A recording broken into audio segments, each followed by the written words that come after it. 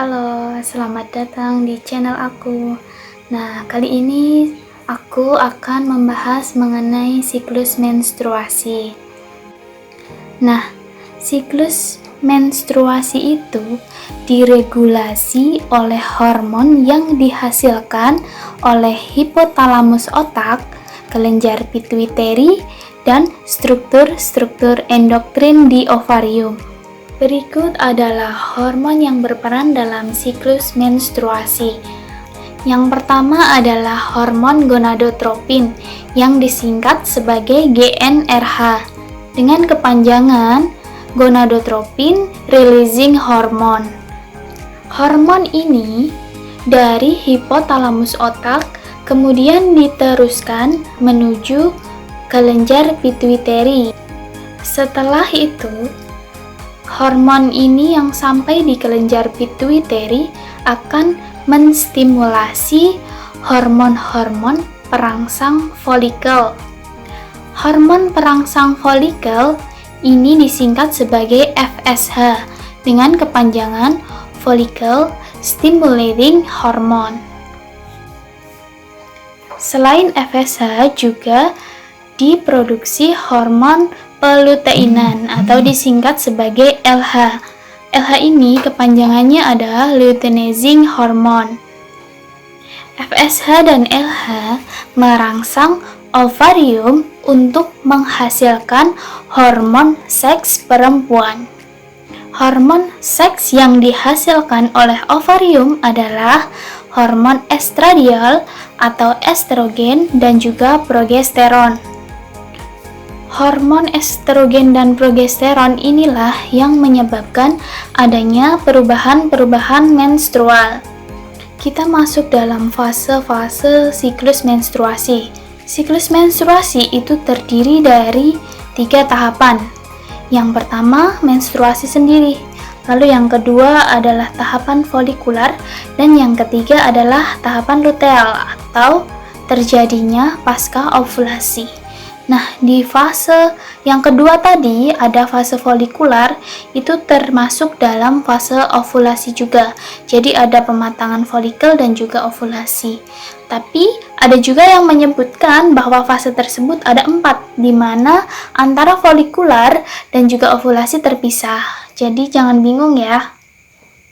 Kita masuk ke dalam fase menstruasi.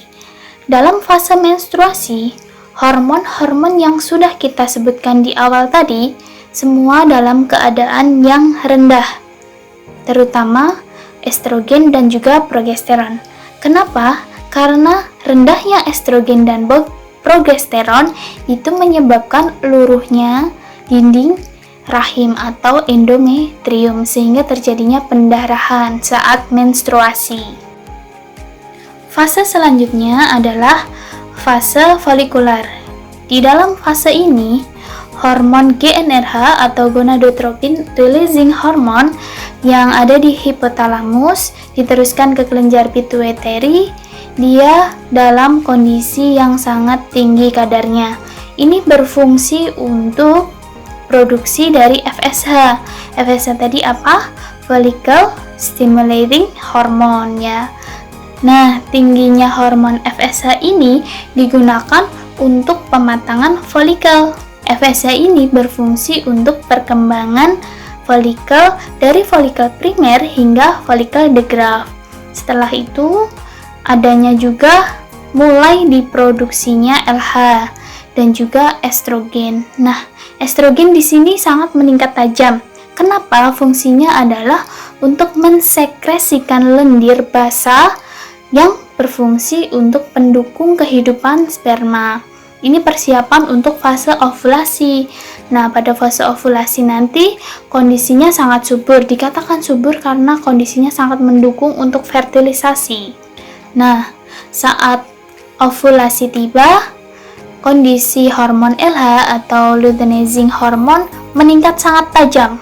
Nah, ini berfungsi untuk pelepasan sel telur dari folikel.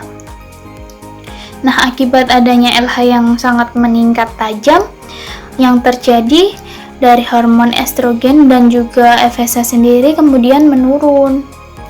Nah, setelah itu nanti sel ovum siap untuk dibuahi, makanya terjadinya fase ovulasi.